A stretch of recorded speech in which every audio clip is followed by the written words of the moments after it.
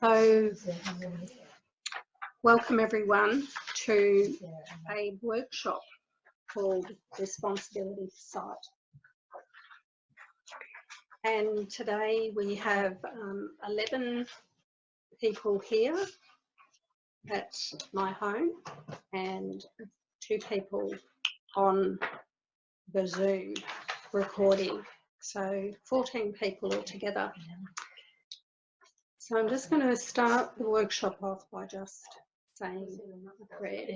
There's one short. Sorry. Yes. So Holy Spirit,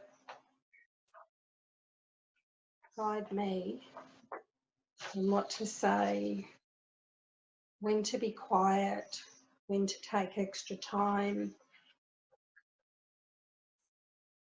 and I'll just allow you to be in charge of this workshop today. I step back and be empty of everything I think I know, even about how a workshop is meant to go. Just allow everything today to happen as it's meant to happen. I'm not going to judge anything. Well, for me, there doesn't seem to be any judgment anymore.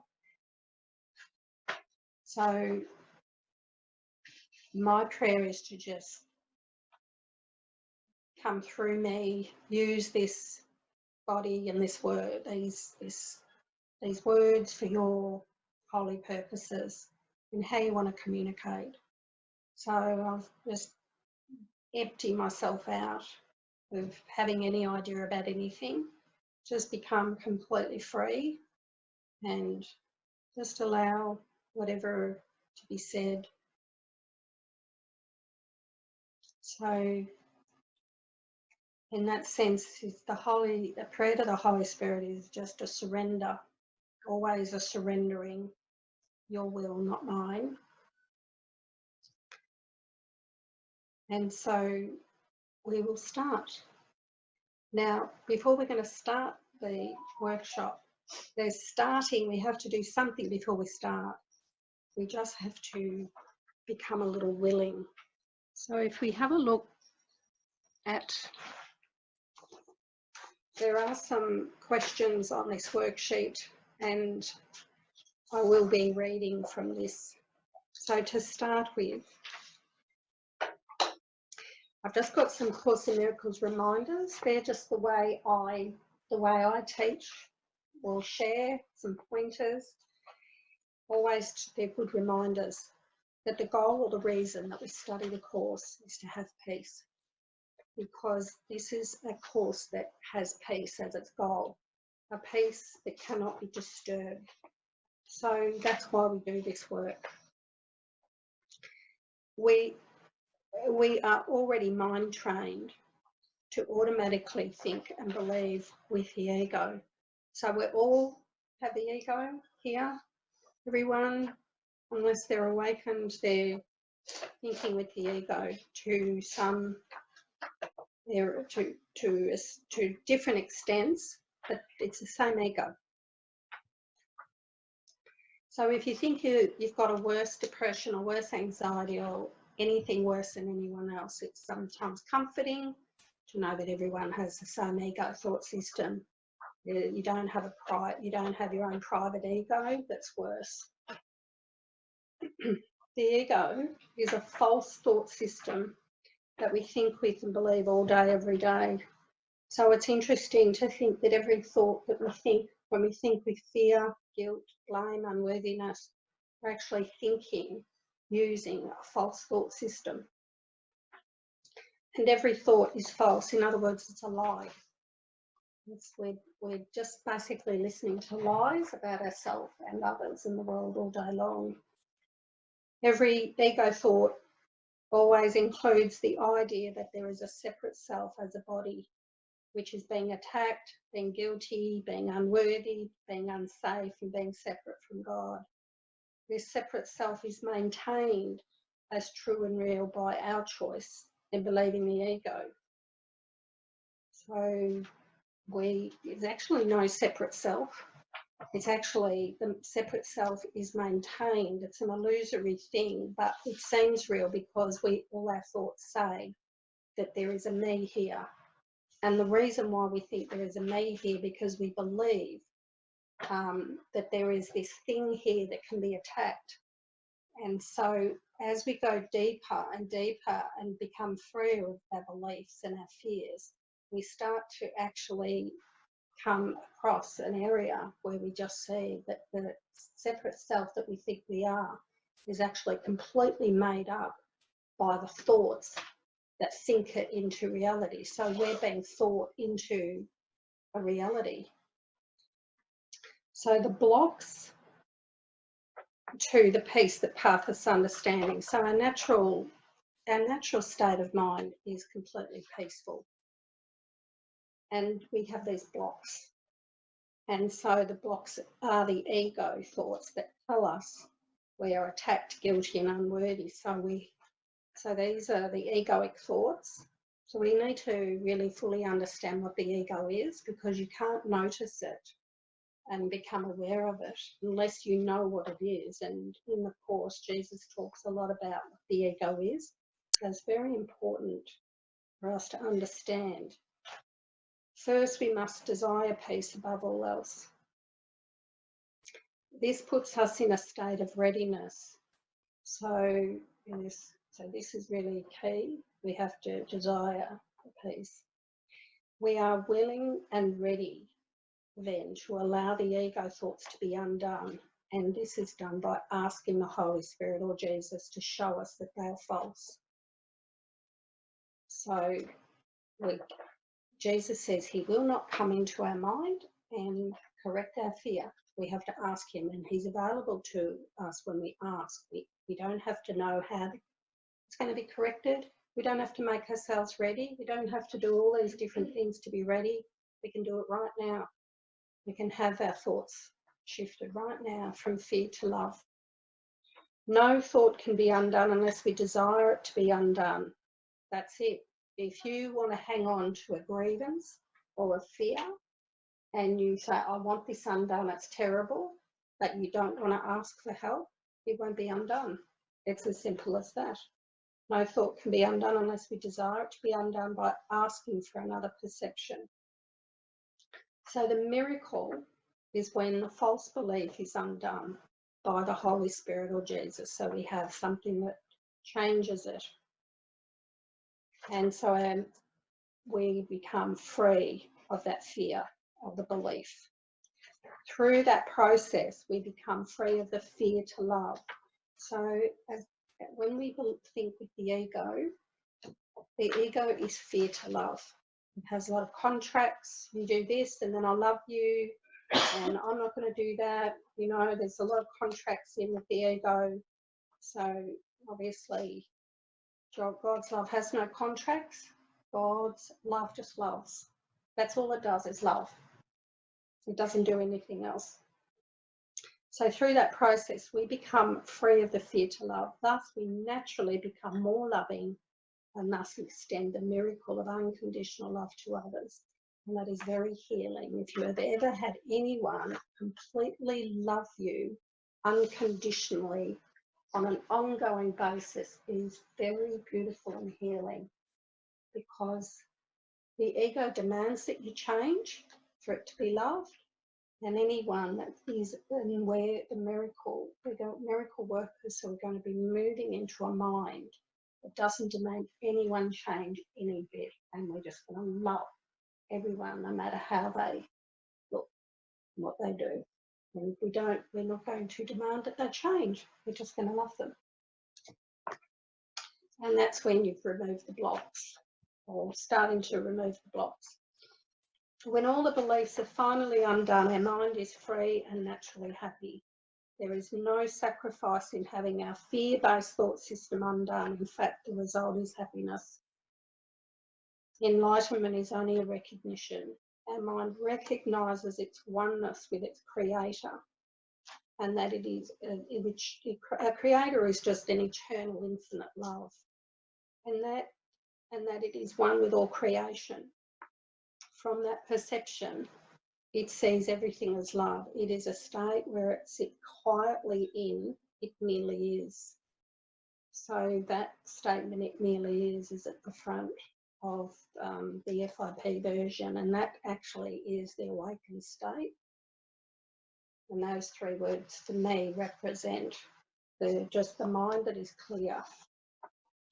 So if you've got any questions about anything, then you leave it until I just get to a stage where I'm just going to say, okay, open for questions. So let's start now to, we'll just do a silent 10-minute meditation, just to let all the thoughts, if you can, just to drop into just the quietness.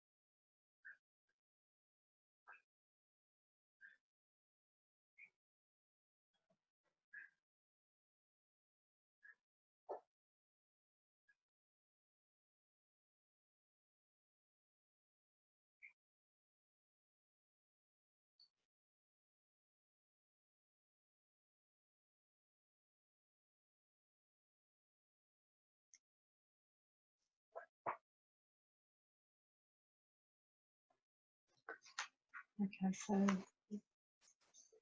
just what I'd also like everyone to do is just to commit to a quietness for the rest of the day, even during a lunchtime period, because I think it's going to help. It's very easy to get distracted by meeting up with people that you know and wanting to get to know each other. So once the workshop is done, just there'll be time for people to chat and talk.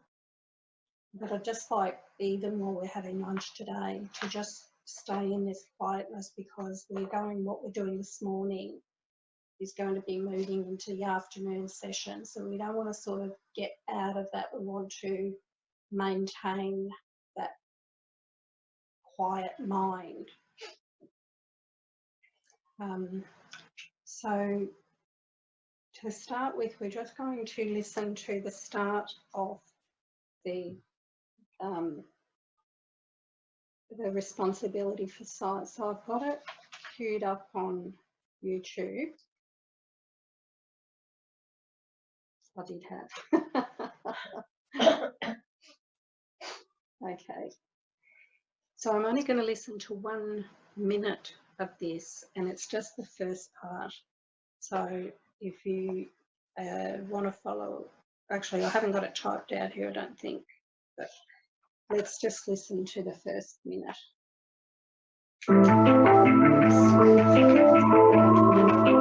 The responsibility for sight. We have repeated how little is asked of you to learn this course. It is the same small willingness you need to have your whole relationship transformed to joy. The little gift you offer to the Holy Spirit, for which He gives you everything. The very little on which salvation rests. The tiny change of mind by which the crucifixion is changed to resurrection. And being true, it is so simple that it cannot fail to be completely understood. Rejected, yes, but not ambiguous. And if you choose against it now, it will not be because it is obscure, but rather that this little cost seemed, in your judgment, to be too much to pay for peace. Okay. So the first part of this is just understanding how little our part is. So I'm just going to read this section out. He says, we have repeated how little is asked of you to learn this course. Jesus says that he is asking such a small amount from us to learn this course. Do I think he is asking a lot of me to learn this course?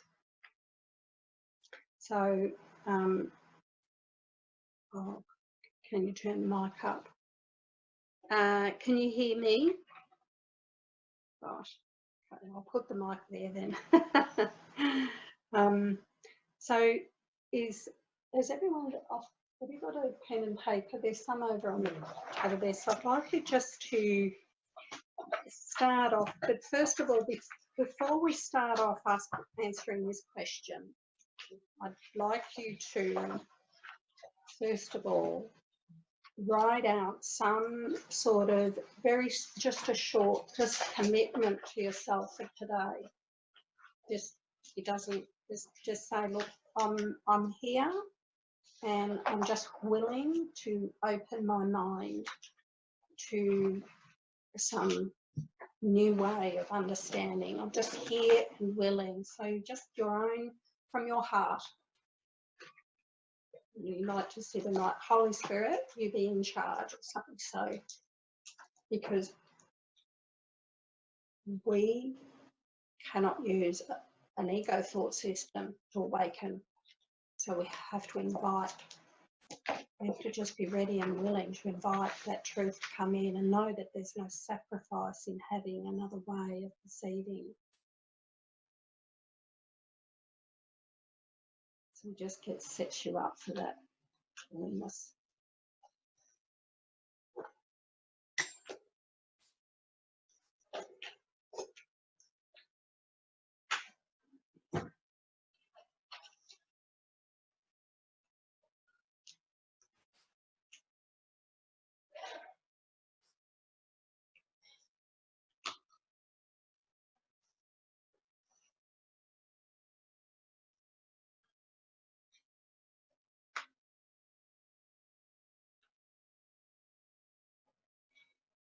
Okay.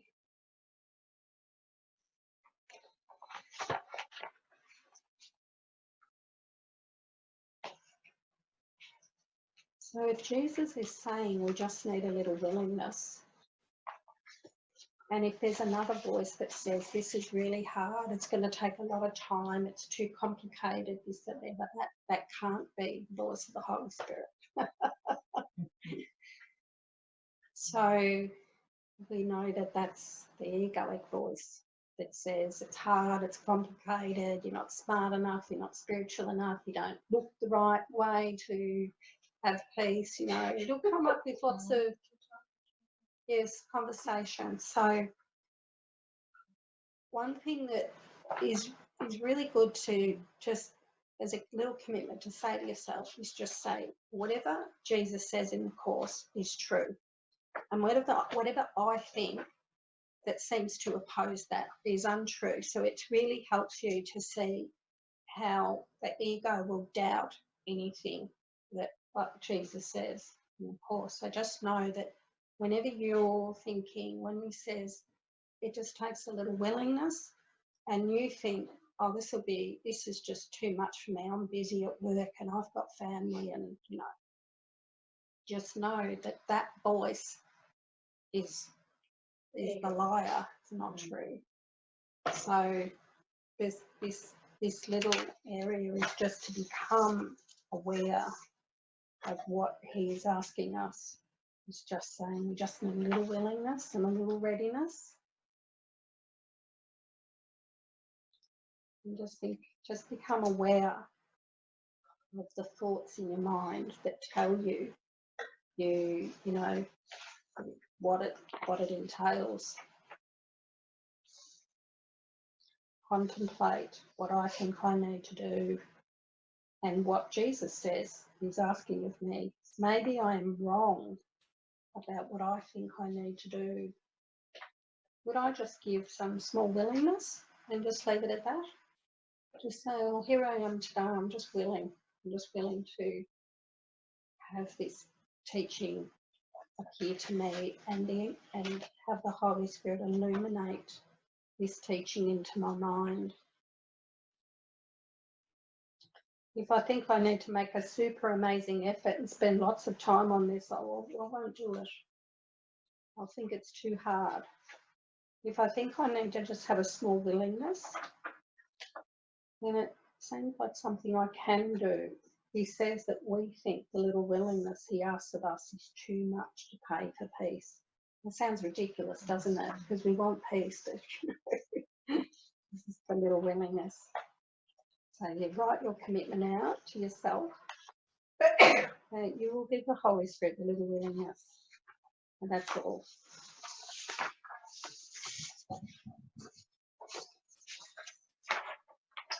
So now we're getting into the actual teaching on page 2.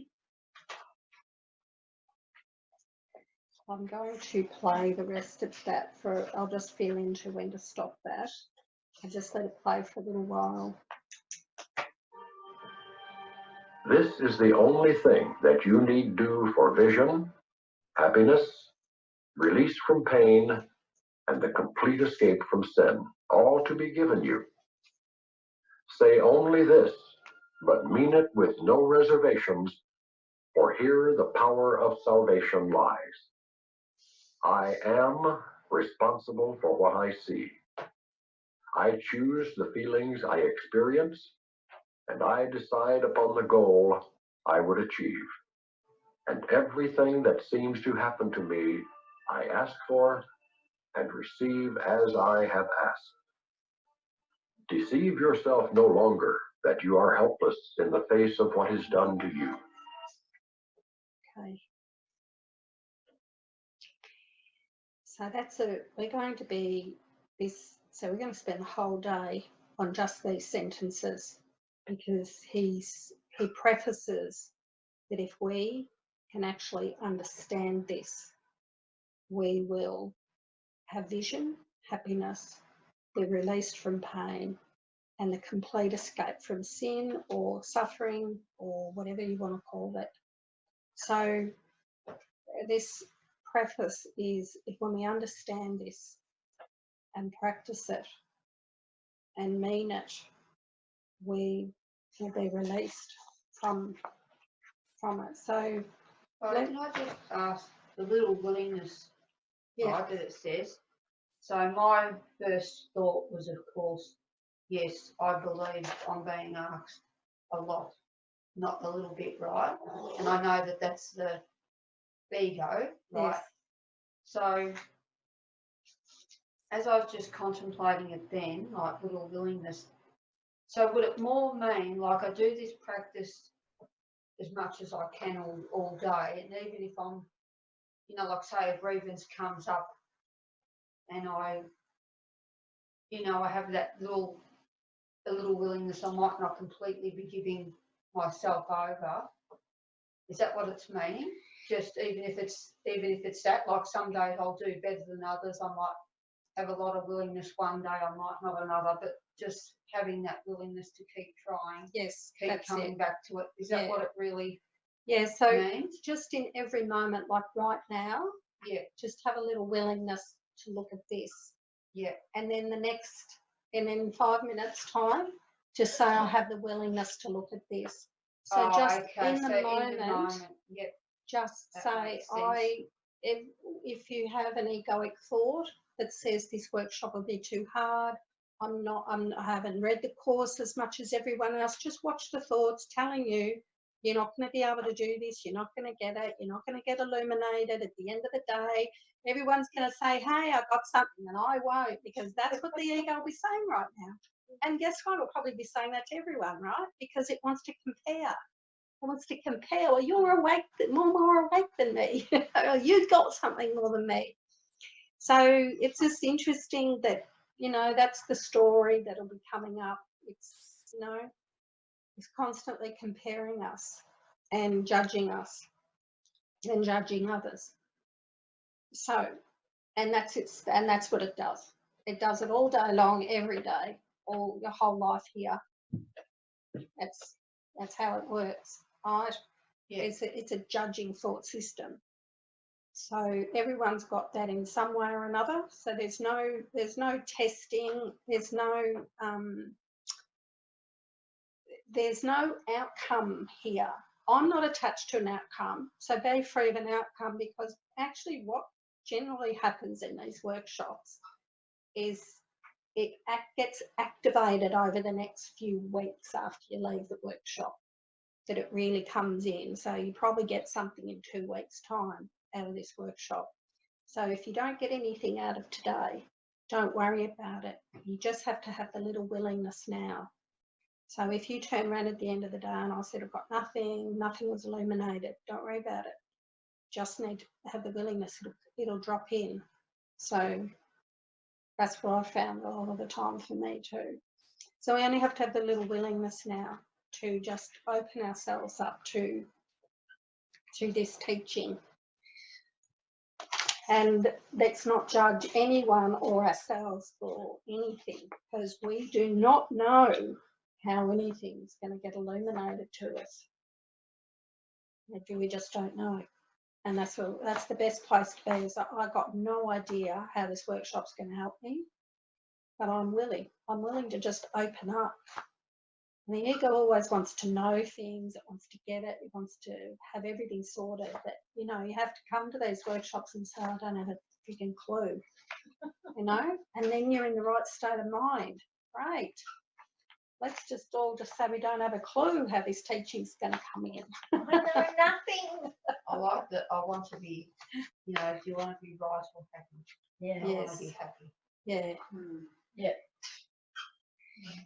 So just know that anybody that has got anything to say in this workshop, it's helpful. It's just helpful. It doesn't matter what you say or how you say it, it's going to be helpful. Everything is helpful. You can't be anywhere except at the right place at the right time, and you've always got your spiritual teaching, because everybody is your teacher, every situation, everything. And we'll work out why that is, because today is going to show us why that is. So we're going to this is an important question and answer, and it's not a test. It's just a way for deeper understanding.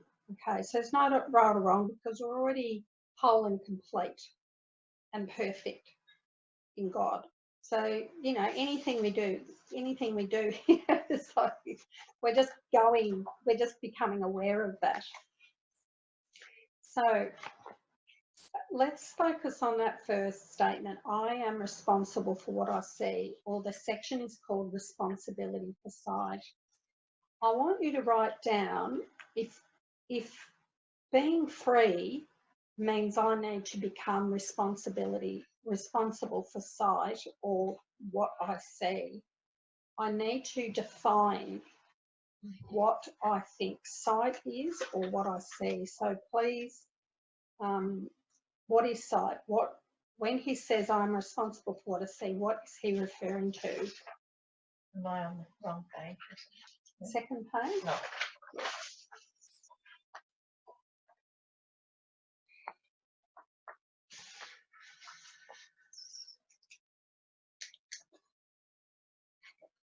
Sorry, will you repeat that?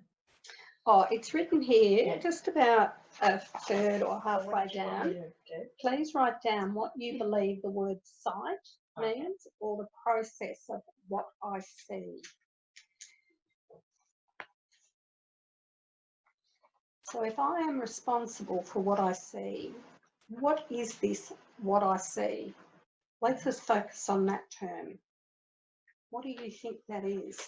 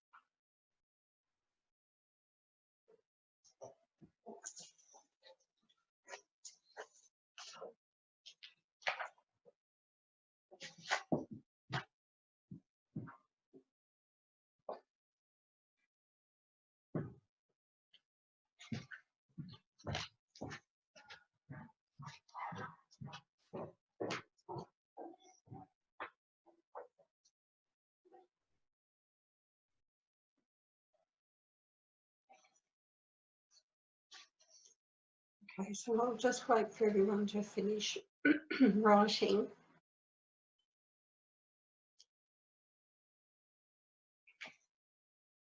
And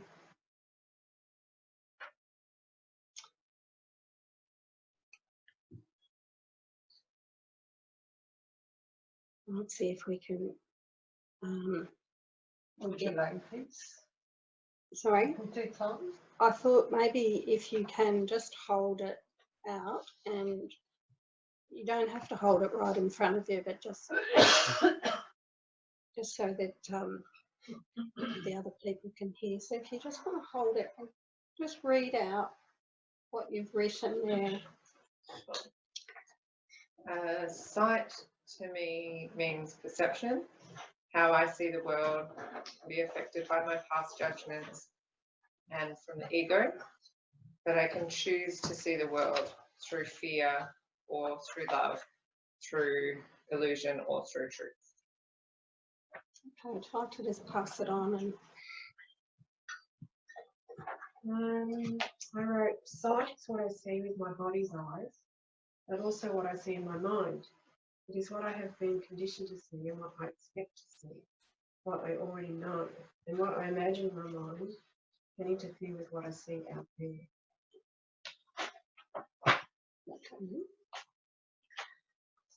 What sight means to me, everything I can see, hear, smell, touch, taste, dream, think, and then once that all comes in, then it depends on how I respond to that choice.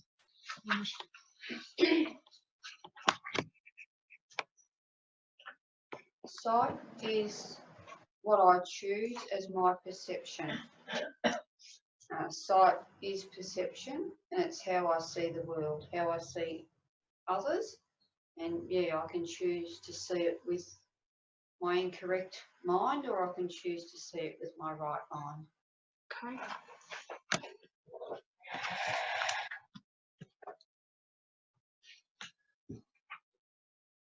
Sight is how the world appears to me, and this includes everything that I see, whether someone is or something is sinful in error or wrong, or whether it is sinless and free from defects. I see things according to the beliefs and expectations I have about the world. This view can change as easily as my mood, and does so.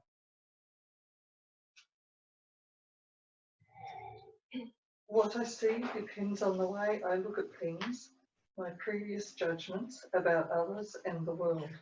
I see through the particular glasses of previous judgments from my experience in life, good and bad, especially hurts I have experienced and negative experiences. Sight for me is just either seeing with God or seeing with the ego, seeing with peace or with attack, or fear or joy. But that's the truth. It's either with God or the ego.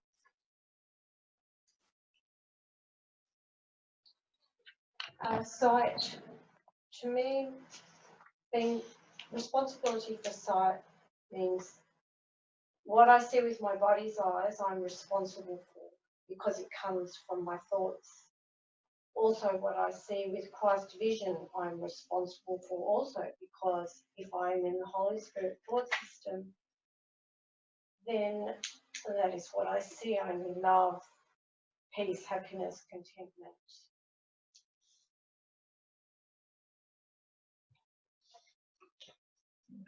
Sight, what I see. I am responsible for my mind. My mind is a projector of my experiences here. I have a choice of right mind or wrong mind. I can choose by asking for Jesus to help and guidance to see the truth. Okay. Well, thanks everyone. Oh, Annie and Yetta. What? Nikki, did you want to? Oh, Nikki. Oh,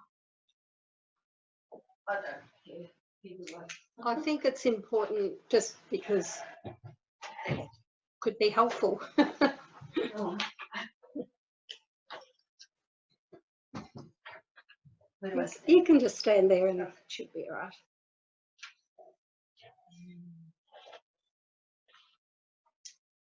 Sight is projection of what is in my mind, the condition of my mind, my beliefs, interpretations, grievances, judgments, guilt, fear, all formed in the past. I see everything through the lens of my past learning, else I could not know what anything was.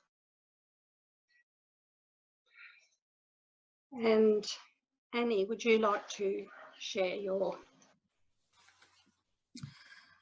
Sight is related to vision or perception, and perception is related to thinking.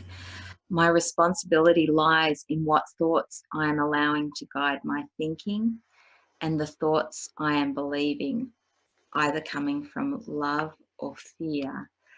The process of seeing what I see is either a reflection of a loving thought system, which shows me there is nothing to defend or attack, that I am safe, that there is only love, or I see through a thought system of judgment, which is reflected in what I perceive and gives rise to a world that reflects differences, conflict, lack, scarcity, a lack of love and separation.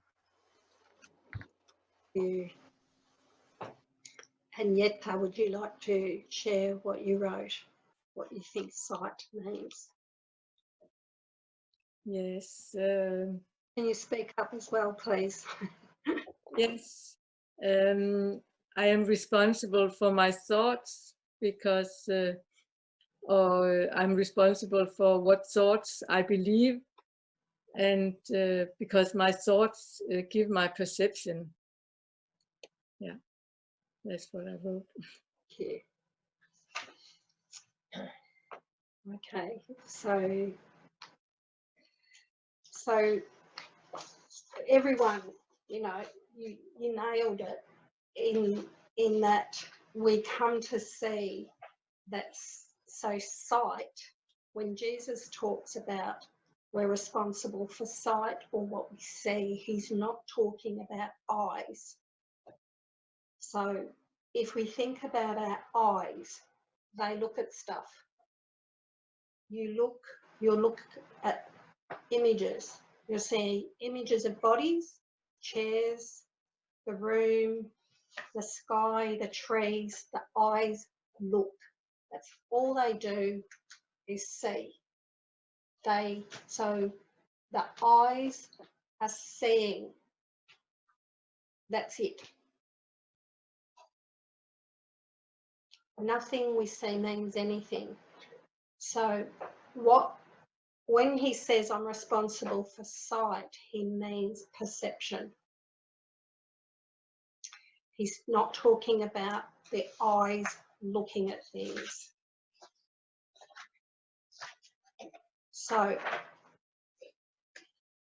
this is just, let's really get clear here on what sight is, because this is how we can really come to know this teaching. What is sight? It is my perception. It is every single meaning I have put on everything. That is my sight or perception. Now I'm going to start using the word perception more. So we could say, I am responsible for perception. Now, the course's teaching is that we projected the world of separation. We projected the things that we see with the eyes, the bodies and the buildings and the trees. But just for a moment, for this teaching here today, we're going to work on perception.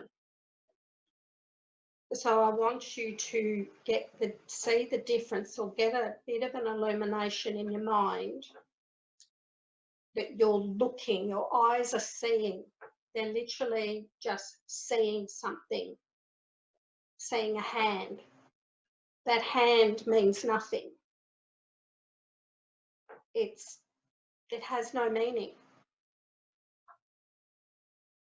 But, you know, I can give it any meaning. I could say it's a nice hand, it's a terrible hand, it's a bad hand, it's a sinful hand, you know. I could say anything about it. And in fact, it's neutral. It has no particular meaning. So my eyes will see something. Anything that any meaning, I give it, even the most subtlest of meanings, is perception. So sight is your perception, and perception is interpretation. You can talk about interpretation or meaning. So however you want, whatever helps you understand this. So really, our eyes aren't seeing anything. they say stuff, but it doesn't mean not, anything. Yeah, but not really. It's more, because of our thoughts. Yes. Then we give our sight the meaning that it has. Yeah. Yeah. Whereas, So it does mean something, but it doesn't mean it's anything. we've created the meaning. Yeah. So Made a meaning. So if I am looking at my hand and I say, this is a good hand, what is saying this is a good hand? It's your perception. Is it a thought? It's a thought, and it's your perception of seeing it good. You attribute a quality to it, which is your own thought. So the thought gives it a meaning. That's right. So the thought that gives it a meaning is called perception. So a thought in my mind that gives something a meaning is called perception.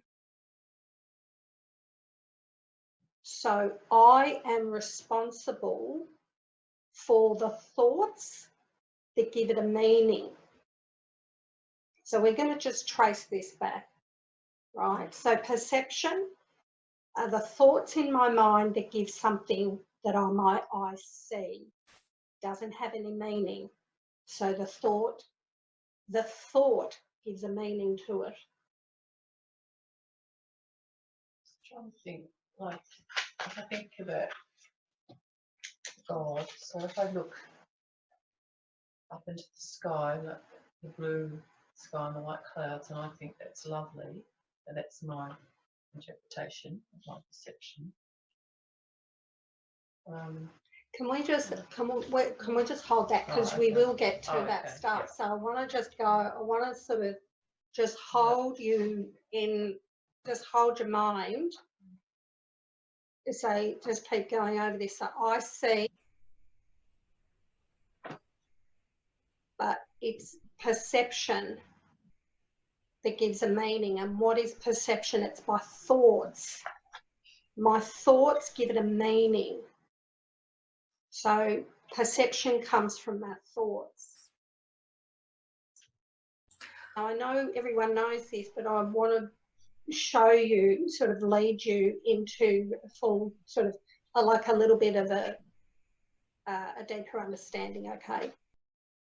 Cate, can I just say, like, even going into hand, I mean, like, we're really, if you kind of look in a certain way, we're really just seeing shapes and colour. That's it. Even that is a concept too. Shape and colour is even a false concept. But even to bring it back from hand, computer and everything, it's really, we're just looking at shape and colour. That's right. That's exactly it. So I wouldn't know that word hand unless I'd been told it. It has no, it's just a sound that I do, hurt, at, and do. And it means something. It tells us about it. So we can't have neutral thought, as this lady just mentioned. You look at the hand, then you see the shape, the color, or whatever it is. Yes. Now, so perception is the thought, right? So just stay with us here and we'll have a discussion later about this. But just for a moment, let's just focus on this, because I know it's hard if you're struggling, just because it's the ego doesn't want you to get this. So just try to hang in there. Okay. So I want you to get an understanding that that your eyes are seeing and that nothing means anything. I want you to look around the room and just look at the bodies and the carpet and the tables. I want you to look without perceiving. See if you can look without perceiving. Which means to have no thought. No. Has anyone been able to look at this room and the bodies here without a thought? I'm trying about to, them? but I can't. Okay. Kate, but even if I don't have a thought about, I'm still perceiving, because there's a projection of whatever the kind shape. Yeah, just hang in there, Annie. Hang in there, all right? All right. So it seems like when I look with my eyes that something is automatically happening, that I can't help but perceive. I can't help but have thoughts about what my eyes look at. So I simply look, but everything else, every single thing, how you perceive what you look at is your thoughts about it. So so that's the first sort of step in saying that nothing in this room means anything. I have given everything the meaning it has by my thoughts. So my thoughts are saying, you know, the room's too hot, the room's too cold, it's too light, it's too dark, that person speaks too much, this person doesn't speak enough, you know, whatever. So the thoughts that are going on while you're even sitting in this room, just looking, that is your perception. So your perception are your thoughts about what's going on. So all your thoughts, you know, hundreds and hundreds of thoughts that are going through your mind is your perception. So would it be right then saying our thoughts use our eyes? No, they've got nothing to do with eyes, right? So if we had no eyes, yeah. So still... yeah. So can you just be free of comments and questions just for now? Okay. So we'll move into a discussion about this later. So if I see that the eyes are just looking at stuff, so look around and just notice shapes and colours and whatever.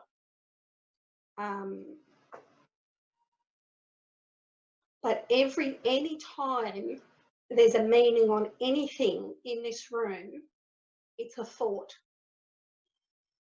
So you are responsible for those thoughts about it. So you're responsible for your perception.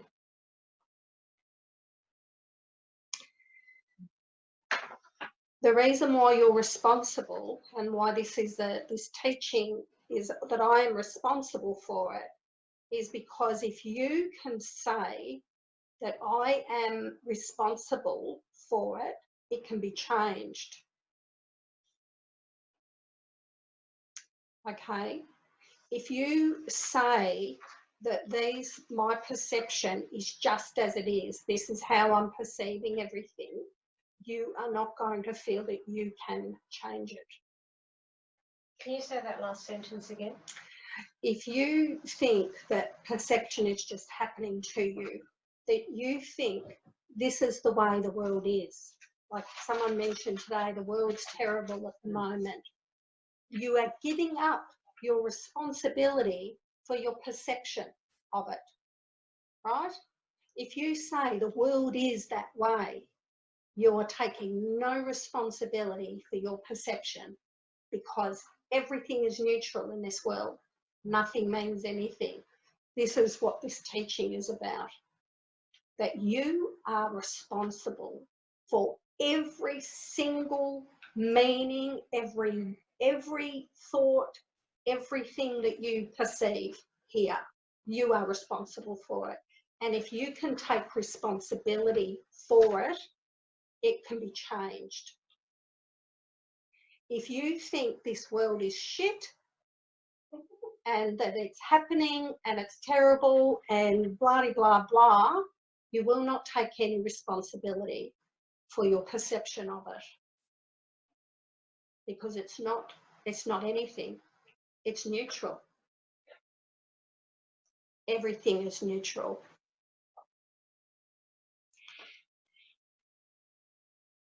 Nothing I see means anything. This world, bodies, whatever everyone's doing means nothing.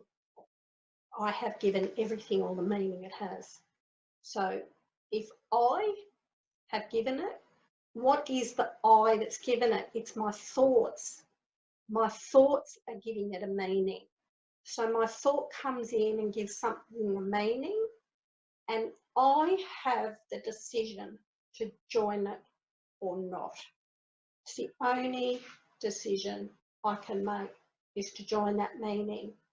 So if I decide that any time I am upset, I am responsible for being upset. I'm responsible for that. It's not choosing it. I'm choosing it. So it's actually meant to empower you to say.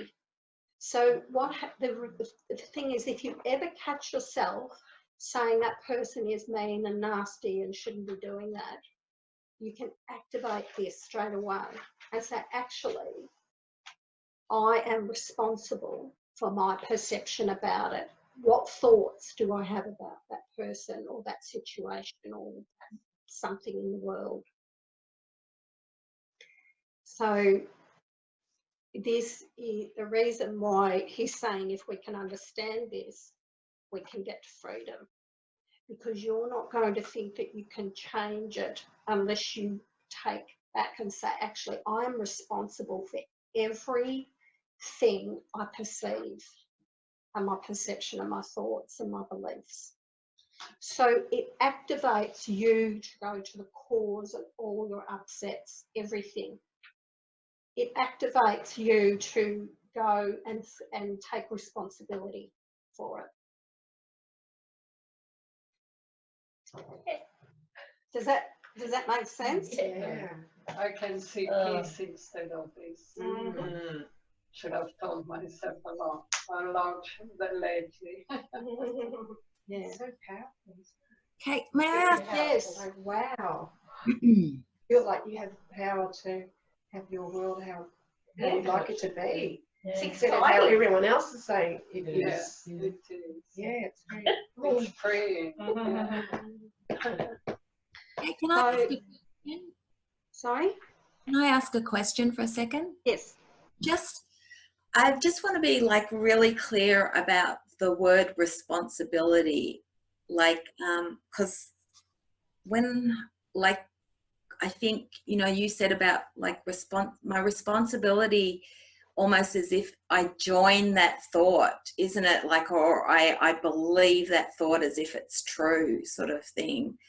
That's because, you know, it's like, just to get really clear about what the word responsibility means. Yes, and we need to. And be really clear about what the responsibility is, as far as my thinking goes, because I've had a good um, belief of responsibility, Yes. the ability to respond. Our ability. okay, that's nice. So it's like, yeah, so I'm responsible. The way I respond to that thought that arises in my mind. So is I would actually not use that ability to respond. Okay. I wouldn't, if it makes it helpful to you, but I would say something along those lines would be, for me, would be more helpful. I have the power to either join that thought or not. Yeah, so for me, that respond to the thought actually works, which is the same as joining. So I have the ability to respond by joining with that thought, or respond by seeing it false. However it illuminates to you what I said, whatever you get out of that, just whatever, it's for you. So use the words or something that helps you.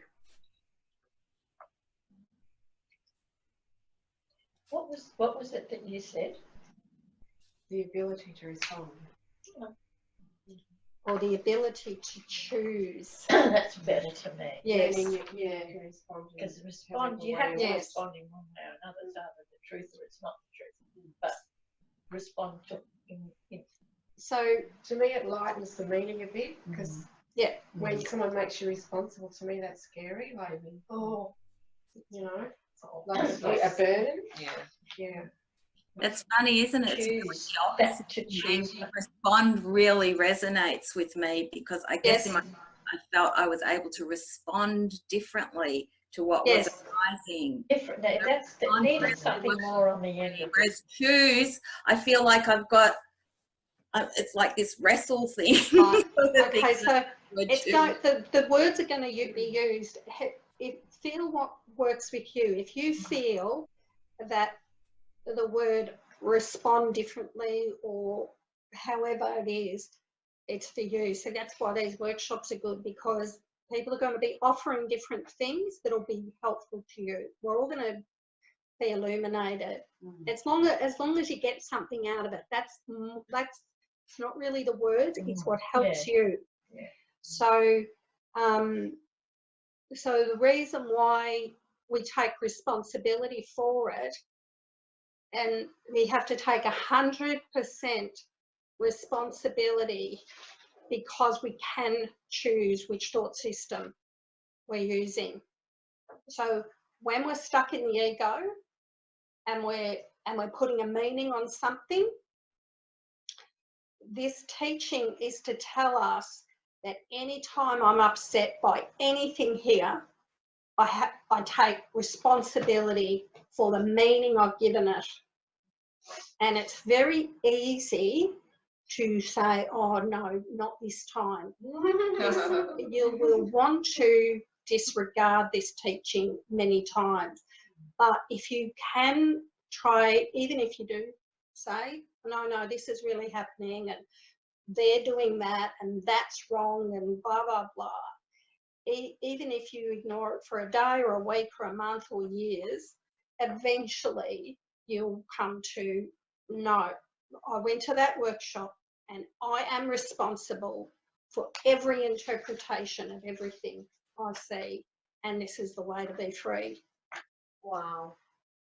Wow. Yeah. Can I just say that I think the reason why you choosing the words join the thought or not really resonates for me is because it creates space between us and the thought. Yes. So that it reminds us that the thought is not part of us. Yes. It's just there. Yeah. Yeah. We can It's attach to it It or makes not. it more neutral. It's like, oh, that's a thought, and I can choose to go there with it or not. Yeah. Yeah, I just sort of wrote, so I have the ability to respond to that thought, to believe it as if it's true or see its falsity. Now I have a choice to continue to That's beautiful. to that thought without questioning it, or to question it and see that it has no meaning. So initially, when you're caught up in the ego, thanks Annie for that. That's really good. So when we're caught up in the ego mind, we're caught up in the thoughts.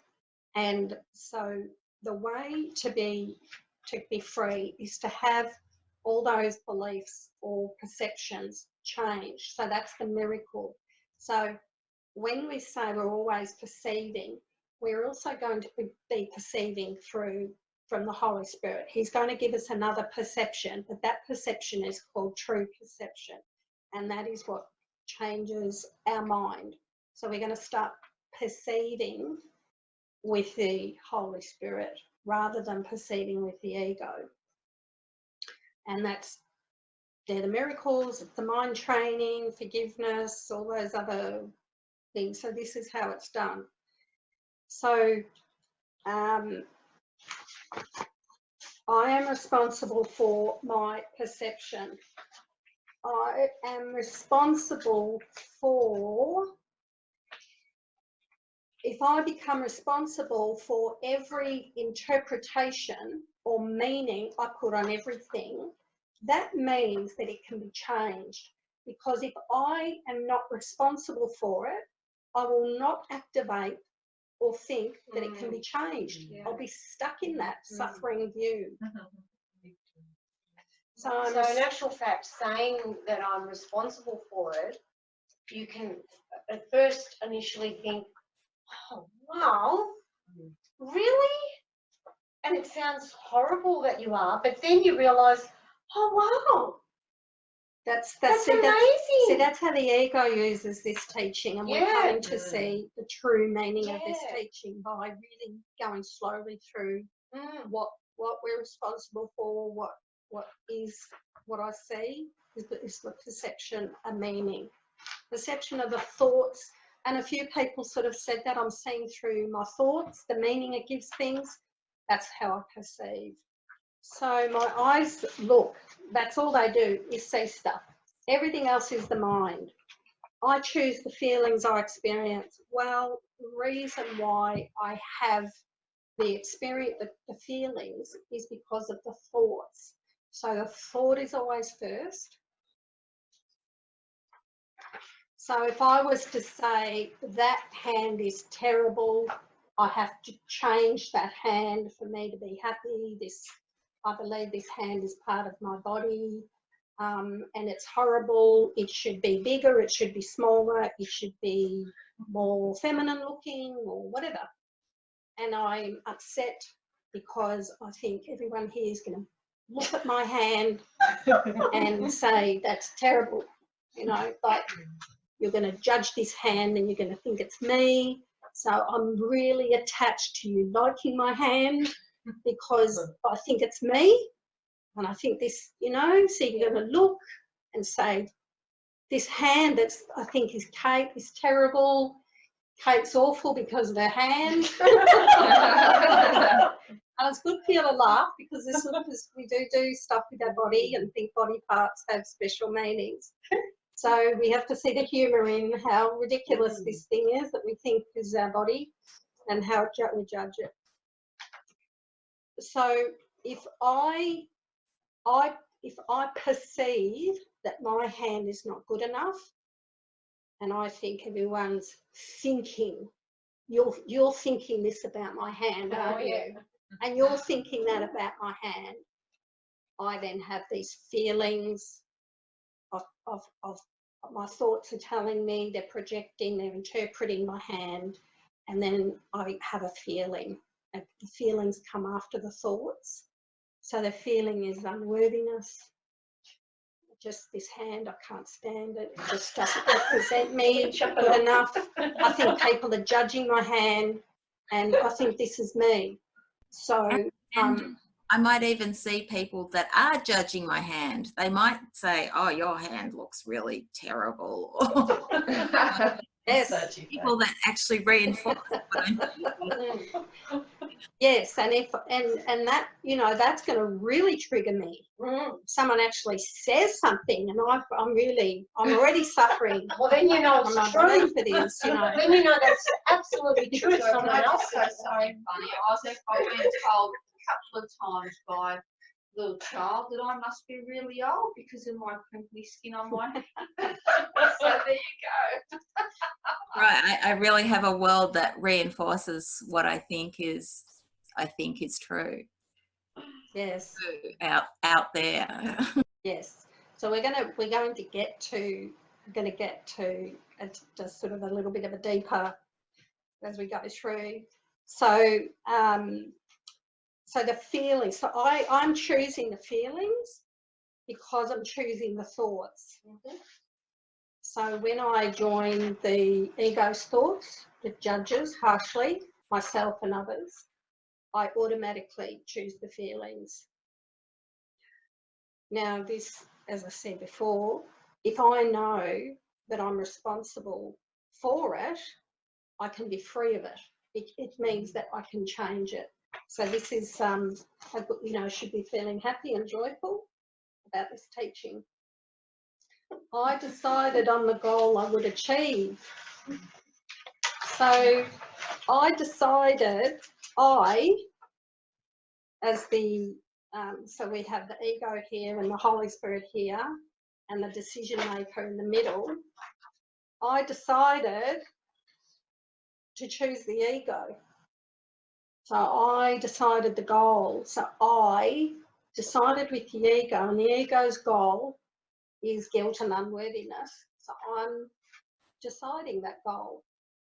So this teaching is meant to be interpreted in a way that helps you see that I can choose something else, that I have the power to decide otherwise.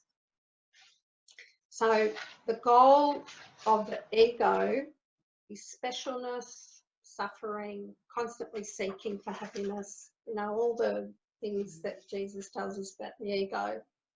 And so I decide on the goal I would achieve. So I'm deciding with the ego all day long. So I'm deciding on guilt, unhappiness, depression, anxiety. I have that. That's what I'm choosing. And everything that seems to happen to me, I ask for and receive as I have asked. Now, this last line is the big trigger of the piece. And for me, when I first read that, I just closed the book and oh my God. But it's not how it's interpreted. That's how the ego interprets this. So I would like to go now to Could you just go into the difference there, Dol? Just I about am. how the ego actually does interpret it. I will. That's what I'm doing now, love. So, I want you to go to the bottom of page 2, but I'm just going to read. I'm just going to read through this from, and we will do an inquiry as well, which will illuminate this. So just halfway down, I choose the feelings I experience. How do I choose the feelings? You don't have to answer these. I'm just going to. You can do this maybe later on if you like. Do the feelings I experience come from the ego thoughts I believe? Jesus says that the thought always comes first, then the feeling. So when I choose the ego, I am also choosing the feelings I experience. So some people say, oh no, I just got depressed for no reason. That's impossible. You have to choose. You have to actually activate choosing the ego. And it seems like you don't have a choice, but you do. And this is what it's telling us. This is saying if you can take responsibility for it, then you can choose otherwise.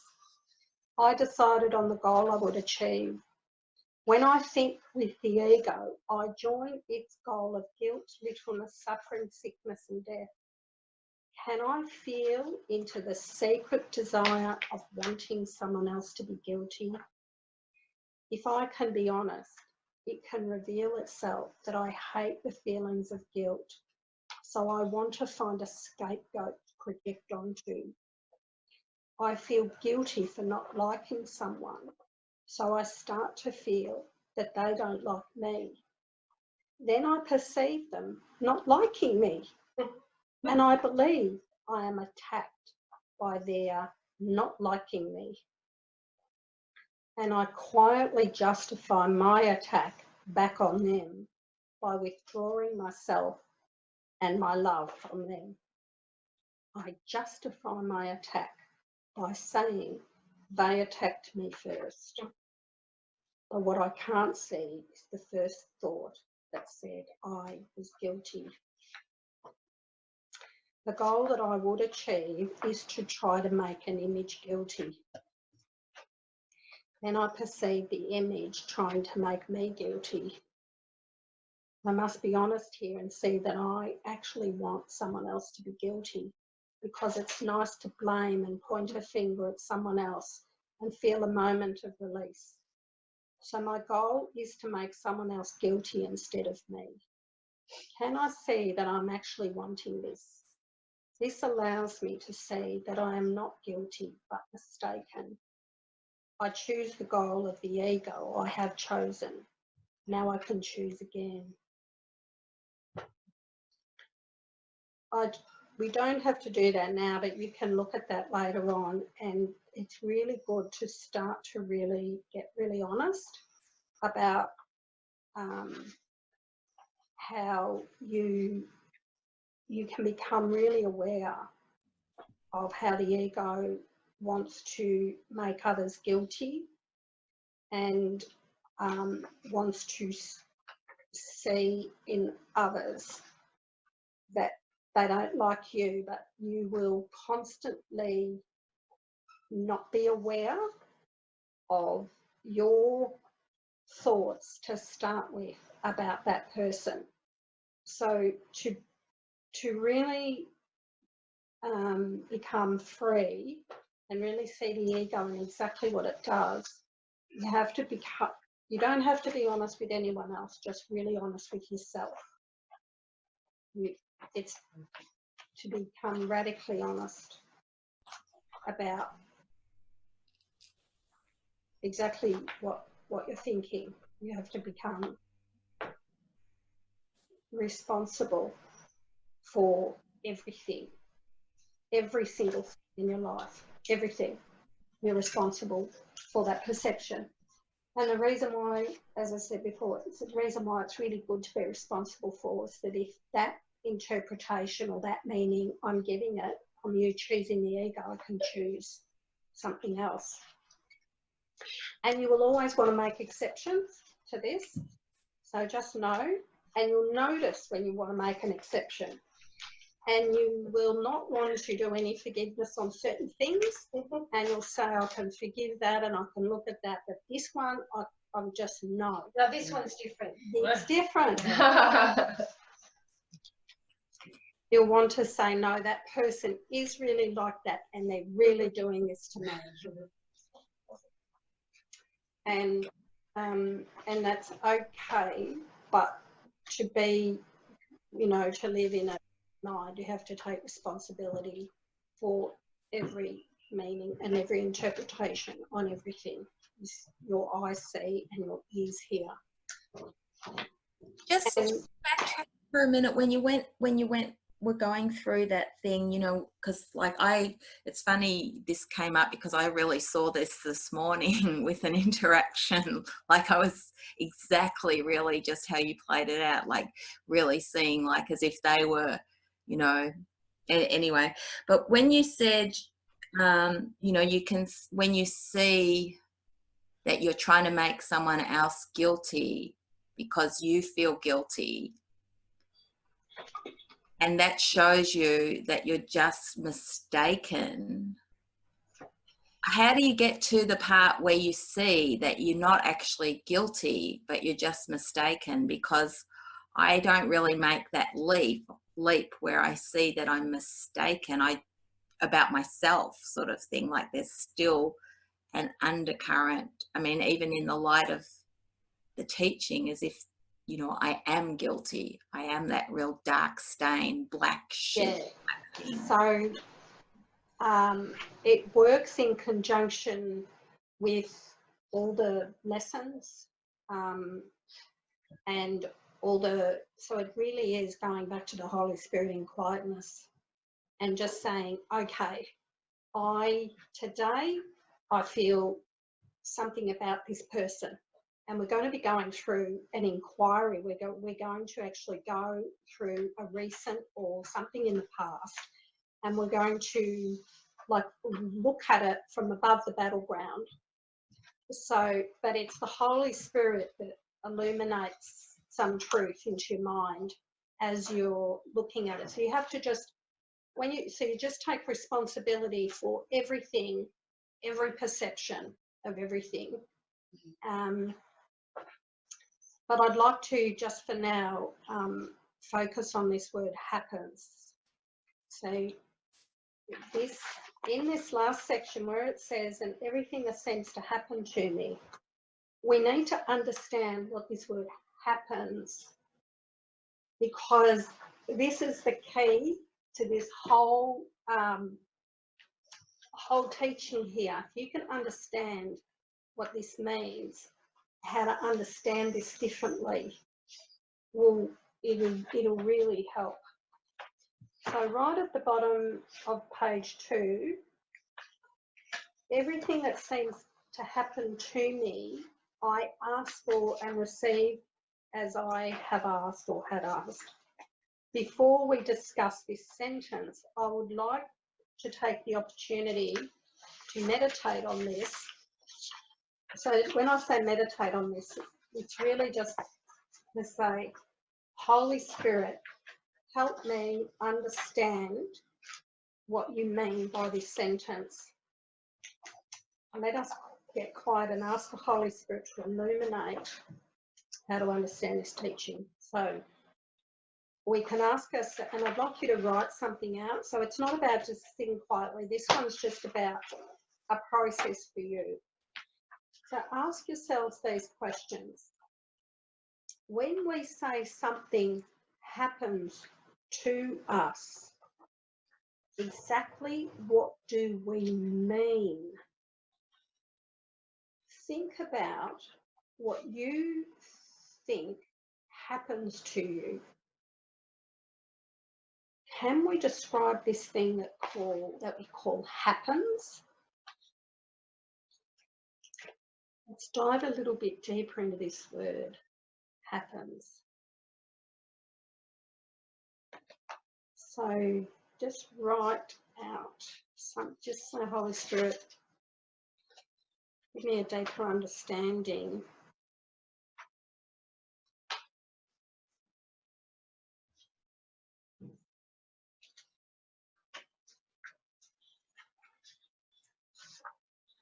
And we'll just go around and share afterward. You don't have to share if you don't want to as well.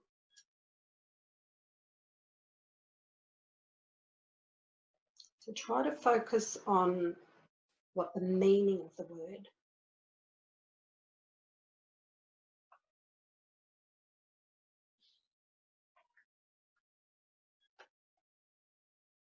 Just going to go to the bathroom.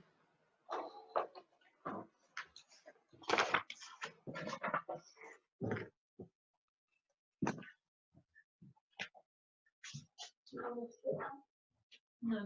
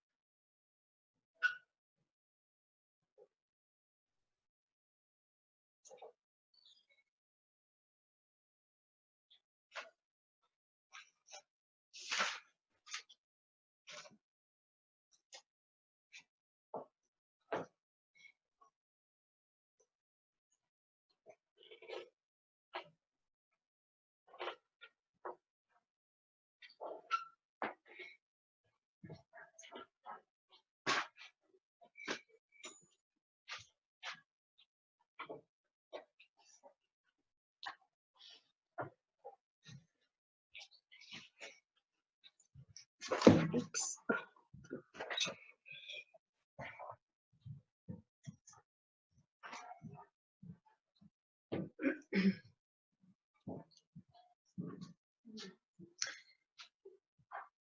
So I'm just feeling that we may, let's not share about this. This is just for you to, what you've written out. Maybe later on we can have a bit of a sharing of just what you got out of the workshop, if anything. Doesn't, it's you know, this is the thing about it, is that sometimes the illumination or a deeper understanding can come in many weeks or months after we've done something like this. I would just like to share a little bit on this word happens. I've actually got some notes here that I wrote out.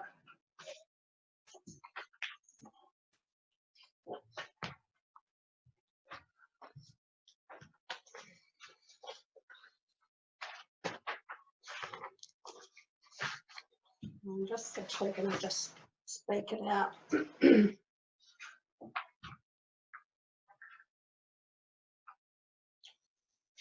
So let's get back to the hand.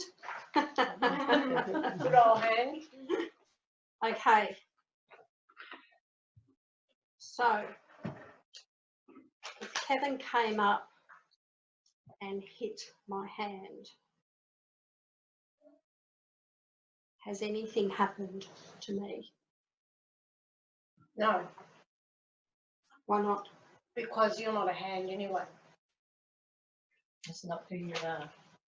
You're not a body. Right. You make contact with Right. skin to skin. You only did something to you in the dream. You think that happened, but it didn't really. It's a dream. So yeah, so his hand made contact to that bit of whatever you call it, touch that bit of whatever you call it. Right. So am I my hand? No. So generally when somebody says something, speaks to us or touches us or whatever, we say, we tell a story, this happened to me. So I'm associating myself with my body, and I'm saying this is my hand. But if, yeah, and I was attacked.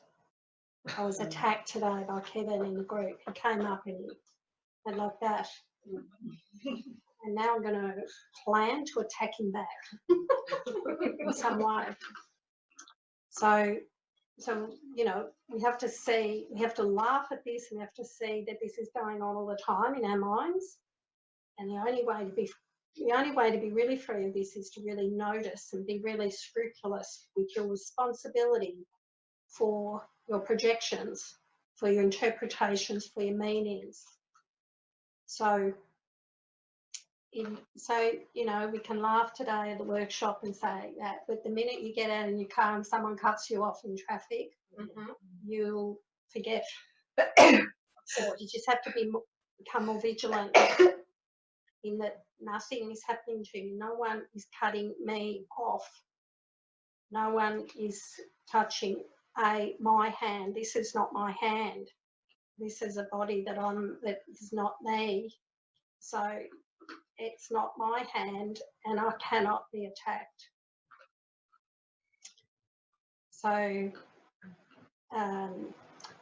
so when I say I am attacked by Kevin's hand, I am making a whole lot of conclusions. First of all, I'm concluding that I am this body and I'm this hand, and that Kevin is separate to me, and that he attacked me. So I have to believe that I am this hand, this body, and this is me, and I'm here, and I'm true and real, and I am this body, and I can be attacked, and that my hand was attacked by his hand. And when we believe we're attacked, we may not even say the word attack, but it'll be anything. It'll be really subtle as well. The ego loves to use all these subtle things. And so that's what happened to me. So I'll tell you all the story about this happened to me. Guess what? Kevin attacked me. It happened to me. Do you see? Well, I'm responsible for what happened to me. So what I see when I say something happened to me, I can start to see that it actually never happened. Because if I'm not this body and I'm not this hand, nothing happened. So if I take responsibility for when I'm telling a story that something happened to me, I'm taking responsibility for the belief that I believe I'm a body and that I believe I can be attacked. And that happened. The attack happened to me. So this part of this teaching is asking us to notice when we go into story about something happening to us in any ways. You know, the weather weathered on me today. The weather happened to me. So is it like just we're choosing an experience, and so the experience is the happening? It's the thoughts, it's the story, okay? So in what's happened is that hand has just done that, you know, just like eyes looking, it's neutral, nothing happened, it's just that. Now you will eventually get to a stage in your body you won't be able to feel any pain at all, and any pleasure or pain in the body. But so skin, seemingly touching skin, has no meaning at all. Has no meaning. So the same thing could happen to two people, and of course they can perceive it completely differently. isn't Yeah. it? So if Because someone nothing's comes happening. along with a penis and puts it in my vagina, I make it really special and say, I call it rape, and I say it happened Yeah. to me. It's no different to the hand. And I mean, this is a big teaching here because, you know, right? But it's a bit of skin rubbing against another bit of skin. And if you do that to me, there's no meaning to it. Isn't it the point where we kind of stay calm and say to Kevin, what did you do? Like, just to investigate what it meant and what he was trying to do. No. We're going. That's where it seems a bit weird to me, because I saw it happen, I felt it, but then it's up to me how I proceed with that event, how I think about it. To go to someone and say, why did you do it, means that you're not taking responsibility for your interpretation. Maybe that's not the right words. Maybe I could say, like, oh, what did you want to do that for? Or what? Why would you want to ask that? How would they know? How would they know? You make the hand. You're asking that. And it's not Most people are in their ego. He would know, though. You may or not. Well, he won't know. He would know. And also, we're going back to the responsibility for sight. So we're either seeing our brother as a body, or we're seeing through the eyes of Christ and seeing only the light in him. So just perceiving him as a body shows that I need correction. I'm wrong. So in a sense, part of the happening is what thought system I'm seeing through. That's what's also happening. I'm choosing to see through the Holy Spirit's mind, or I'm choosing to see through the ego's thought system. That is also part of the happening. That's it. As well. But when you choose to see through the Holy Spirit mind, you know, nothing happens. So for example, have you ever been around someone like my dad? He lives a few streets away, right? And he wants to find my brother guilty of everything. So he goes around, my brother has stayed at the house, and he's trying to find evidence all the time to make him wrong. So he's finding the evidence. Now, one of the reasons why I want to just pull you up there and say, you know, I would go to Kevin, I'd say why. I want to go into this a little bit because it's really important to understand why you can do that. There's nothing wrong with it, but it's not worth it, because you're going to someone else and you're saying to them, why did you do that? Understand. Now, if they're in their ego, they're just going to say, I believed my thoughts today about something and I went and did it. How's that healing? You're asking an ego to say, yeah, I was in my ego and I did something for my ego. We're all in our egos, we're doing everything from the ego all day long. So why pick out one little thing? Do you see what I mean? Do you want to be right, or do you want to see what you're saying? But I think if I had the conversation and then I go, oh, okay, well. But how would that help you become responsible for undoing all the beliefs that you had about what happened, what you thought happened to you? I think I understand. Like, I guess what I've been exposed to is that somehow I attracted that experience. That's the way I understand. I've been exposed to that teaching, that for whatever reasons I attracted that through the way I thought, through what I thought, and okay, so forget all that, because that is new age stuff. You didn't attract anything. You didn't attract anything. That's ego, right? You didn't ask for anything. Oh no, not consciously. Even unconsciously. Yeah, because I hear what you're saying, because I've been through a similar thought process, and for a long time I did think that, and then I heard Eckhart Tolle talk about how sometimes he gets aggressive voice messages, and then I thought, oh, Eckhart Tolle gets aggressive voice messages, like he's so pure, like how is he attracting that? Yeah. So that helped me see, yeah, and it's Okay, so the let's judgment. just say, what are you attracting? What are you attracting? If someone did that to me. Yeah. Oh, I'm labelling what I'm attracting. Yeah. Are you labelling it bad? I could be, yeah. So that's why I your feel like I've got to go perception. to the source. You see, and the ego will not want you to be responsible for it. It will say, let's go and ask Kevin, and come on, let's have a nice little chat.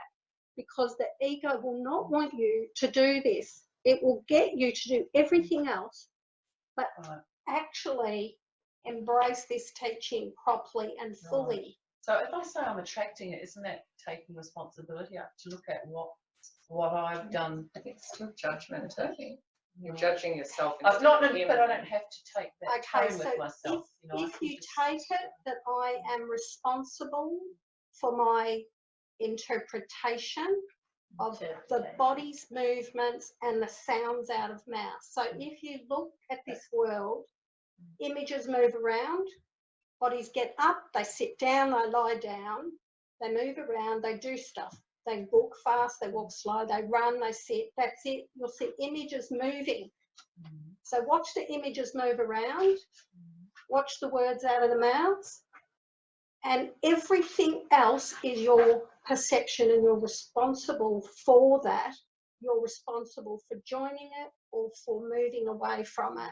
The reason why, but even that, you know, this responsibility is important is not to say, I caused it. That's not the responsibility. So I walk away and then do something to deal with that incident. Yes, you say, I'm responsible for my perception. So if I say I'm attacked, I was attacked today, I would say, I would sit down, you don't deny it, you just sit quietly and you say, Holy Spirit, I believed I was attacked today. You can't jump ahead, because if you think you're a body and you think this is your hand and you think someone attacked you, you've got to work with where you're at.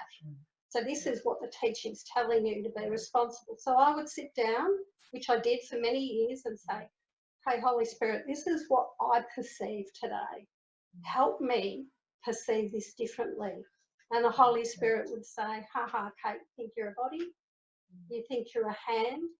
You think a hand can be, you think you can be attacked? Really? Your spirit, you are love. No part of love So can you don't be have to harmed. react at all, is that what you're saying? What I'm saying, we can get to that point where we won't react at all. We'll just... You will get to the stage where you will constantly be, you'll be more in the Holy Spirit's perception. So when someone comes along and touches you, it will not be registered. Could you be put nothing. That, right, let's put it into a more dramatic setting. If you were raped, how, instead of the hand thing. Okay, so and I've looked at this, and my daughter was seemingly raped, but she's now completely free of the idea of rape, because that's a meaning. That's literally, imagine someone coming along going like, hey, say, stop raping me. We've given the body's parts of the body special meaning, right? So this takes a while to undo. It doesn't get undone in this hour we're talking about it. But it's impossible for me to be raped. I couldn't be raped no matter what happened. If someone put their penis in me, it's not rape for me. It's nothing. There's nothing that can attack me. There's no way, because everything is the meaning I've given it. I've given this part of my body more meaning, and saying this is more special and more private, and that part of your body can't touch this body, or else, What about the pain though? What pain? That comes from my thinking. The pain comes from my thinking and the guilt. I mean, I could give two examples from seeming rape in my own experience. One seemed to happen, and I kind of got up and sort of thought, oh, you know, I probably had thoughts about the guy, but it was sort of no big deal, except feeling a bit humiliated which again still goes back to my thoughts of humiliation. Another time it seemed to happen, and again it was probably thoughts of humiliation, like feeling sort of some sort of condemnation for getting myself in that situation or whatever. But I was upset, and I spoke to someone about it, and she sort of said it was rape, even though like that didn't feel right in me. And looking back, it was really just me trying to make him guilty of something, that seeming person sort of putting guilt out on him. And so either situation, seemingly the same situation, I had sort of two different responses to it in a certain way. So the only way you're going to can't be the situation that actually, and the pain really is just comes, there was no physical pain. The pain's just the guilt in my mind. Yeah, okay. Thanks, Annie. But we're going right down deep to undo this idea that things can happen to me. And so even if we believe we're raped and we see that we want to make someone guilty and such, but we're going to even diving deeper today to see that it's impossible for anything to happen to me. Because the happening is the meaning I've given it, and so all the meanings get dropped away through saying I've given this bit of skin on my body, I've given it a special meaning, right? It's you have to see it. Oh, look, I've given, my hand's different to my vagina. Well, it's not. It's same skin. It's exactly the same bit of skin, but we're saying, okay, I'll shake your hand, but don't shake my own vagina,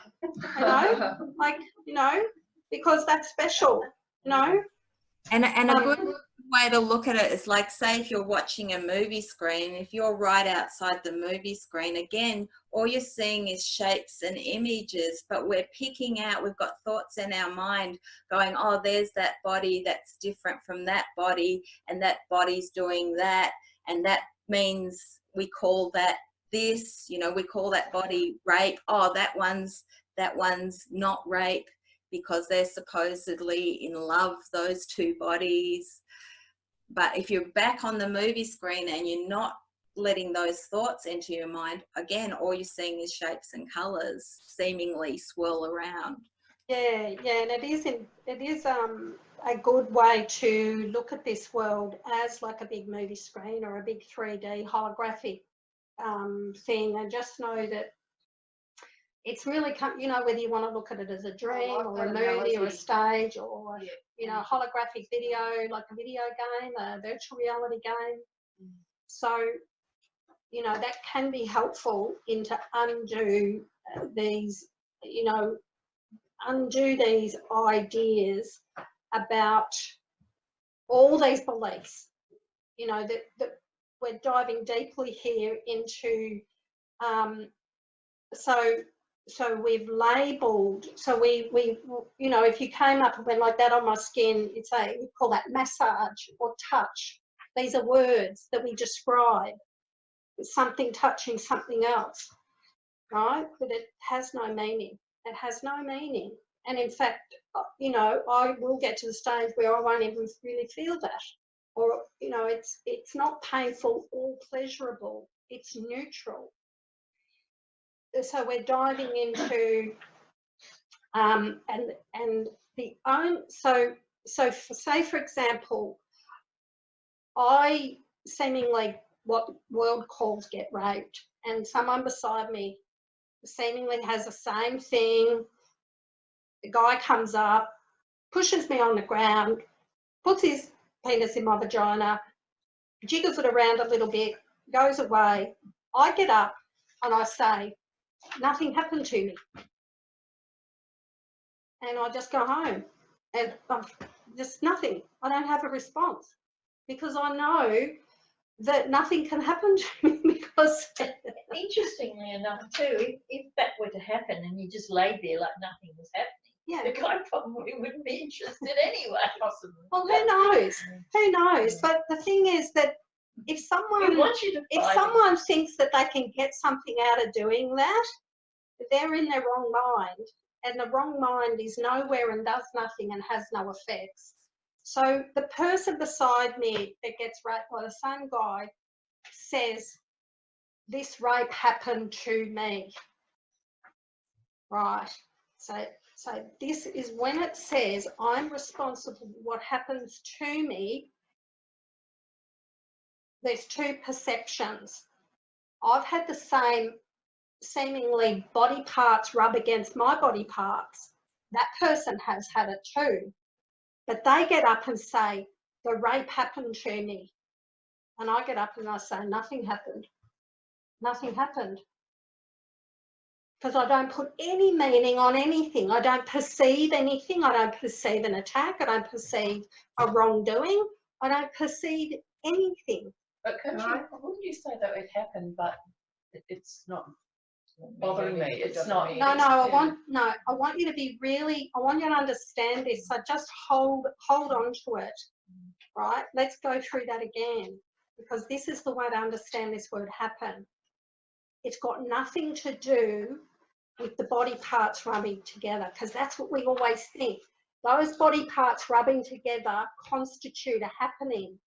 We think that's the happening. But no, the happening is what I perceive. Yeah, it's a call for love, the course says, right? Yes. And because I used to what's a call for love? A call for love. To love that person. Okay, can we just hold on? No, that's what I used to. Can we just hold on? I want you to get this. I really want you to get this, because it's important. It's a really crucial point to this teaching. Generally, we say that the rape of the two skins rubbing together is what happened. But I want you to see that if I don't perceive anything happen to me, it can't be. It didn't. If I get up and I say nothing happened, what we see is it's got nothing to do with the skin rubbing together that we label. It's to do with my perception that nothing, so someone else is saying, this happened to me, and I'm saying nothing happened. So therefore, the happening is not this, because the skin's rubbed on my skin, you see? The happening is what I perceive, the story I tell. So that's the happening. And if you can see that's what happen means, the story I tell about whatever went on. It's not the skin rubbing together, which is, we all think that's the happening. We look at, when someone says I'm raped, we immediately imagine a guy, or, you know, even men rape each other, seemingly. But we say that the skin rubbing against the other skin was what happened to me. But it's not. It's my perception. My perception is I am this body and this other body came along and attacked me.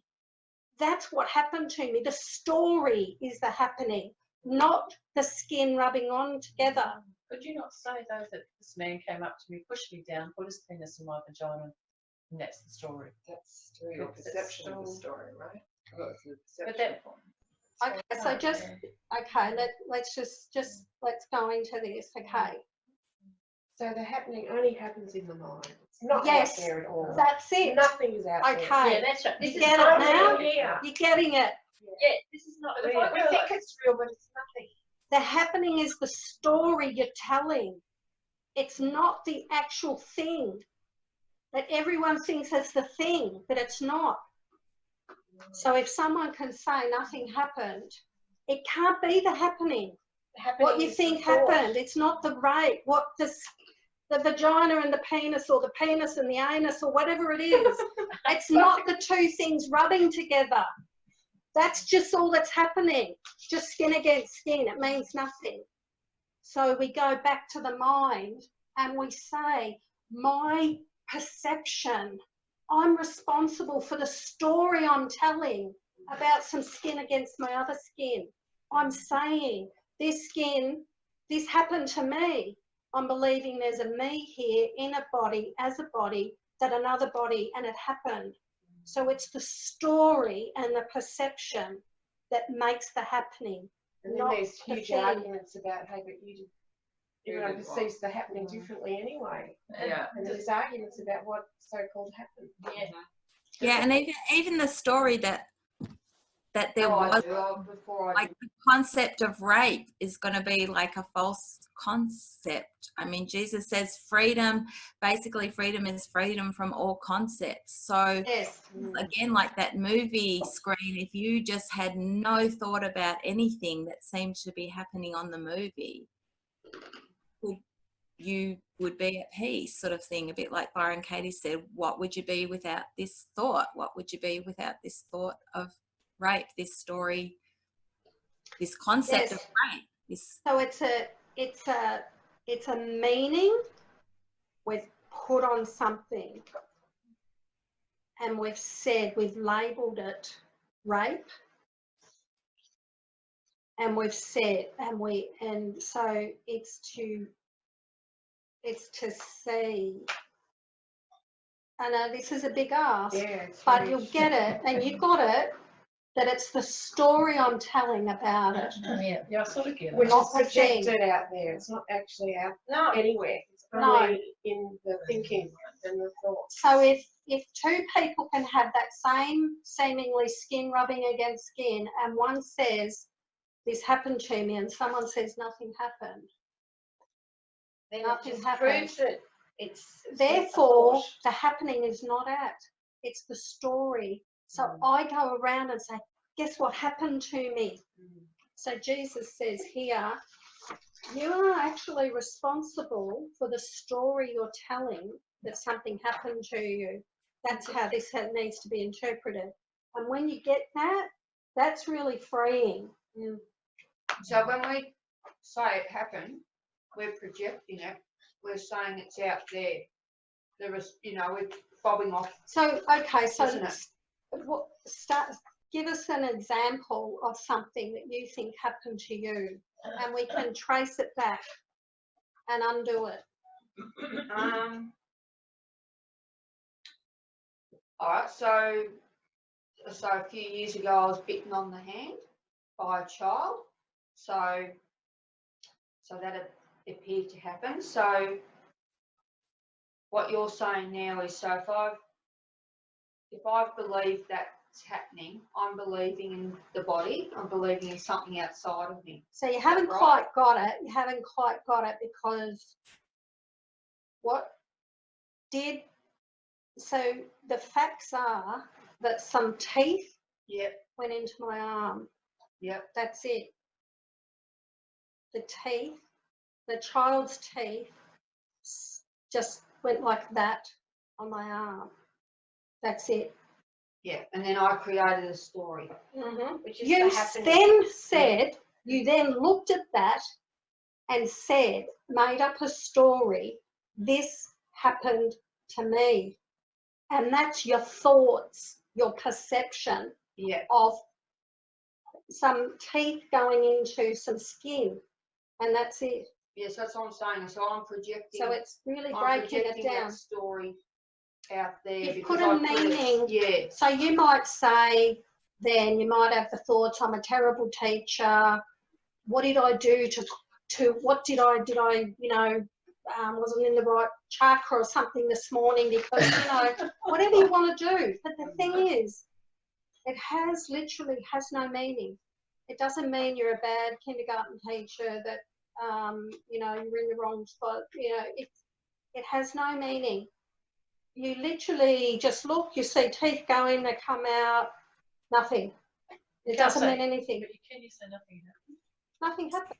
So even there's the story of, this is my arm, is a story. Like that this arm belongs to me is really part of the story, because the basic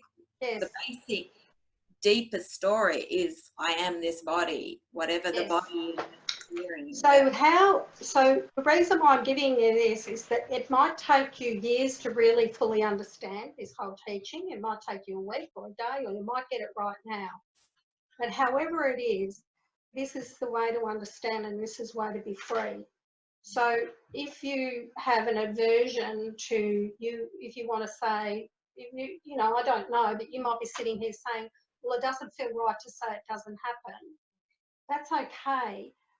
But this teaching is to try to undo all the stories and ideas, and it's taking you back and back and back into your mind to free yourself of, this is my body and I was attacked by this child's teeth.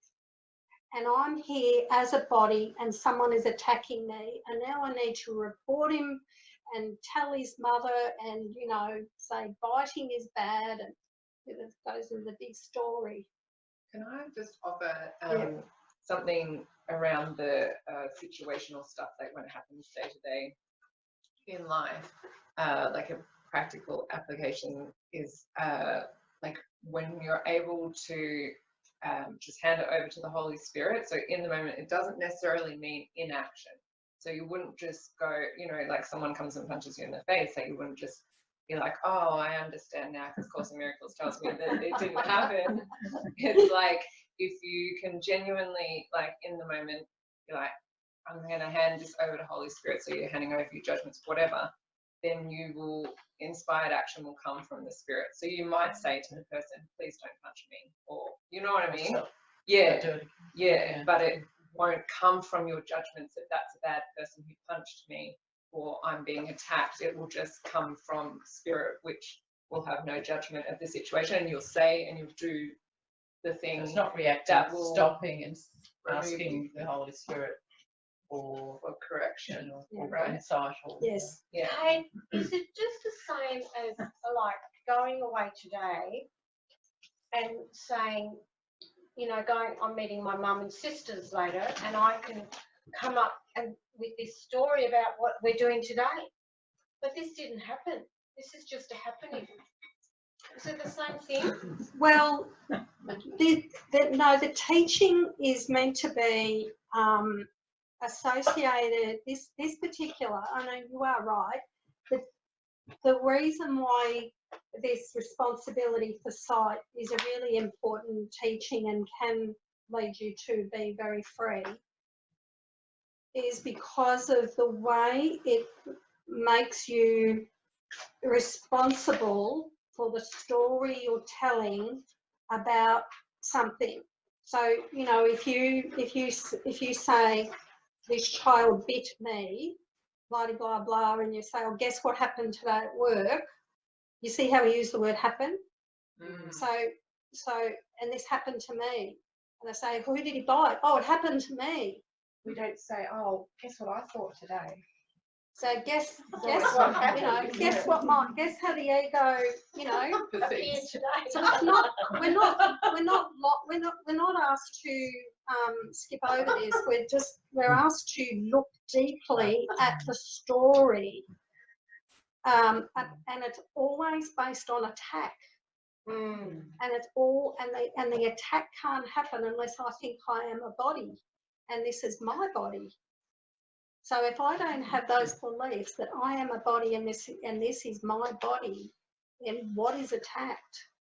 So all this is leading you into an inquiry, a deeper inquiry into you know the teachings of the Course. So this is the way this teaching is to be understood. And when it says everything that seems to happen to me, I ask for and receive as I have asked. So when it says I've asked for and received as I have asked, what it means here, let's take your example of the child biting you. When you say I've asked for it, it means basically I have joined the ego's interpretation of it. So therefore I've asked the ego, and the ego has reported back to me, yes, I was attacked today. And that can be unconscious. Yes, very quickly. Whereas if we're joined with the Holy Spirit, and say we're joined with the Holy Spirit the whole time, we don't give a meaning to anything. It just appeared to happen, but actually nothing happen. But of course, because we're in the ego, like I would give it. Of course. So when you get upset, it's straight away, it's a forgiveness opportunity. Ask the Holy Spirit. Okay, Holy Spirit, I seem to say that this child, I was attacked today by a child's teeth. You know, and then the Holy Spirit can give you another way of perceiving. Help us perceive this differently. That makes sense. Yeah. So in the course, he talks about gives a couple of examples. He says, you know, this little child runs up and bumps into a man. Is everyone familiar with that teaching? Yeah. Okay.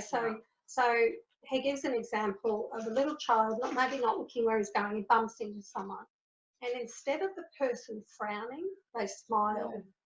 And that's the miracle.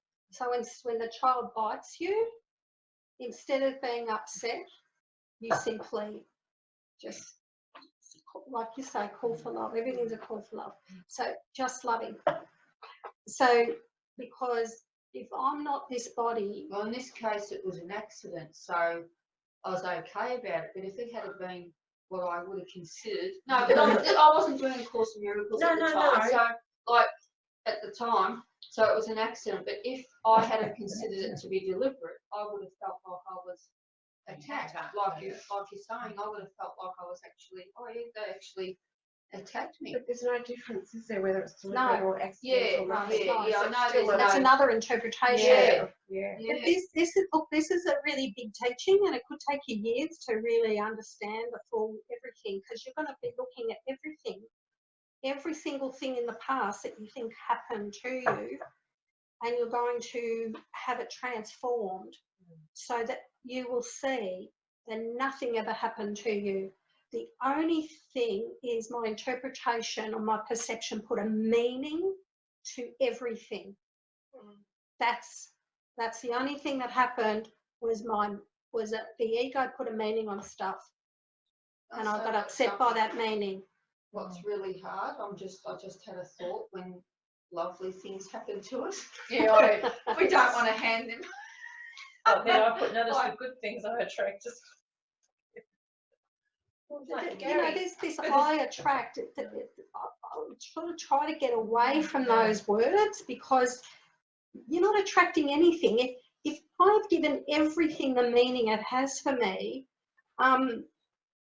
it's just the meaning. So I'm going through a neutral world that means nothing. Yeah. And I can say I like the day or I hate the day, and someone else can be saying the opposite. And we're living in that perception. I guess when I say I attract, I take that to be something for me to heal or look at. When I say I attract, it's letting me know there's something to do here. That's actually a good way to perceive it. Well, Gary in his book, I think it's anyway, he either said it or it was in his book, says you forgive everything. Yes. Everything, the good, the bad, the ugly, everything. Yeah, I know. Because it's neutral. So we're going to break for lunch in a few minutes, and then when we come back, we'll go over this a little bit, and we'll do a bit of an inquiry based on something that's happened to you in your life or recently, and you can sort of maybe delve a bit deeper into it using this teaching. Okay. So, but I just want to say, because I know Yetta's going to go. Annie, are you going to hang around? Okay. Just to say that this teaching is to release you and to bring you back to peace. You're not going to go into a dull void and, you know, a neutral. I'm just going to see a neutral world, and it's going to be really boring and nothing good and nothing bad. So everything, once you remove the meaning, that's why it's so important to be responsible for all the stories, all the meanings, everything. If I can be responsible for them, if I can say I'm responsible for joining the ego, I have a decision maker that's joining it, then I can change. I can choose another way, and that way I can come to peace. So the final saying is that nothing means anything, and then when that meaning you've put on it is washed away, what comes through is everything is love. Everything is love. It's all just love. It's a big soup of love. That's why I liked Colin Tippings when he first did the radical forgiveness worksheet. He called it making room for the miracle, because it really is. It's like you've got your mind crammed with all these thoughts, and when they're removed, then there's space to actually see what really is there instead of what's not. Yeah. Thanks, Sally. Making room for the miracle, that's it. And that's just so it changes. If you've ever read that Responsibility for Sight, you've just read it randomly and you've gone, oh my God, oh, I got raped when I was 8. I actually am responsible for that. I called that in. I asked for that. You know, I made that person rape me. I made myself, you know, and that's how the ego interprets that teaching. And this is it. This is Jesus saying, actually, go back to the story. Go back to the ego and see that that's the story. Is what the story tells me something happened, that it can be changed. So this the way I was presented to it, it was like I'm basically responsible for everything I see. So the wars, the suffering in the world, like it's not showing you. The ego's telling you you're responsible for that person dying. You're responsible for rather than bringing you back to the thoughts in your mind. Okay, you're responsible for believing the thought in death, sort of thing. You're responsible for joining the story. So if you're responsible for joining the story, you can make another decision and join another story, or join no story. So the responsibility idea is to free you, nothing more, but to free you. Yeah, I think sometimes it comes from like our association, certainly for me, with responsibility paired with the word blame. Do you know what I mean? So like you go, oh yeah, so it's not their fault. Oh, so it's my fault. Okay. So like originally that was happening. So I was like, oh yeah, okay, it's my fault then. And then I was like, well, that's not right either. It's just the other side of the same coin. But this responsibility, like really going into this worksheet has been lovely. Like just finding more ways of using other words to like empower and to separate.